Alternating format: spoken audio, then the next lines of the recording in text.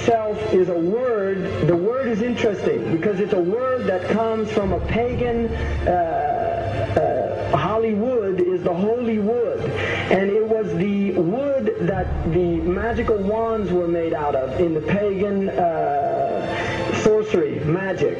And these wands were believed that the sorcerers that possessed them could put people into trances and control them. This is part of, I mean, this is symbolic, but it's also important to understand that part of what Hollywood literally does is it puts people into trances. It's a dream state. They call it the dream machine in the United States.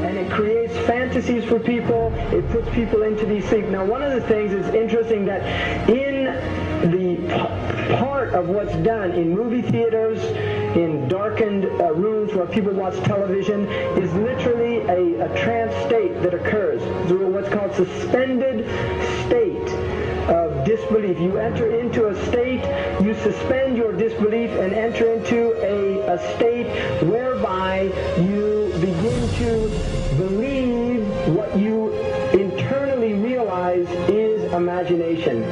It's falsehood. Films are magic. It's just magic. You go and you watch these things and people get caught up in them. People cry during films, all this catharsis that takes place in these things.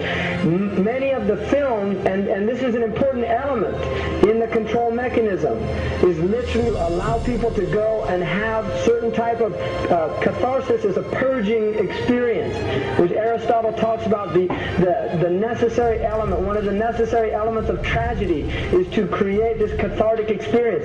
And this is why a lot of the films, especially also news and things like this is why news is very important in this culture. Everybody watches the news. They have this tragic, cathartic experience of watching the tragedies of others and then feeling safe and complacent in their own experience of this suspended state of illusory well-being. So these are very intricate and sophisticated methods. Now, I think it's dangerous, although there are elements, there's concerted efforts that take place, there's also a lot of people that have similar worldviews that aren't necessarily working together in concerted efforts.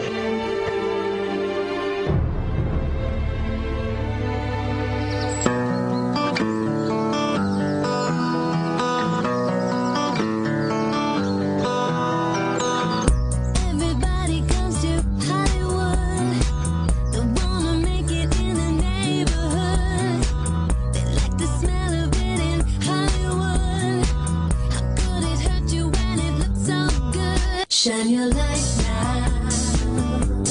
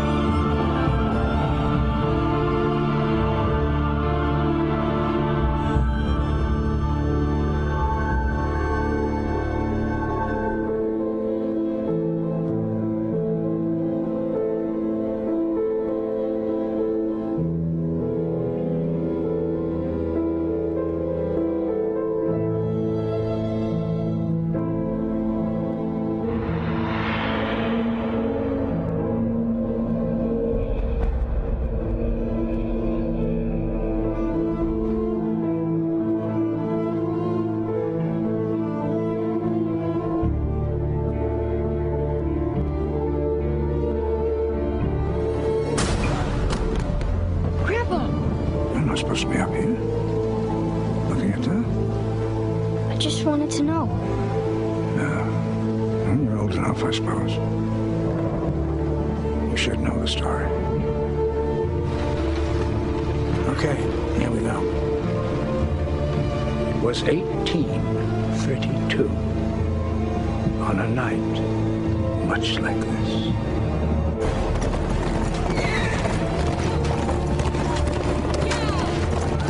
Charles Carroll was the last surviving signer of the Declaration of Independence.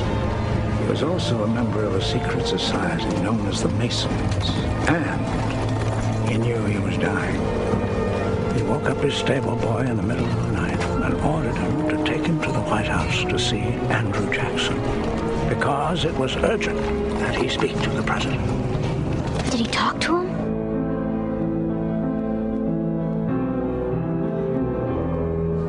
No, he never got the chance. The president wasn't there that night. But Charles Carroll had a secret. So he took into his confidence the one person he could. My grandfather's grandfather, Thomas Gates. What was his secret? A treasure. A treasure beyond all imagining.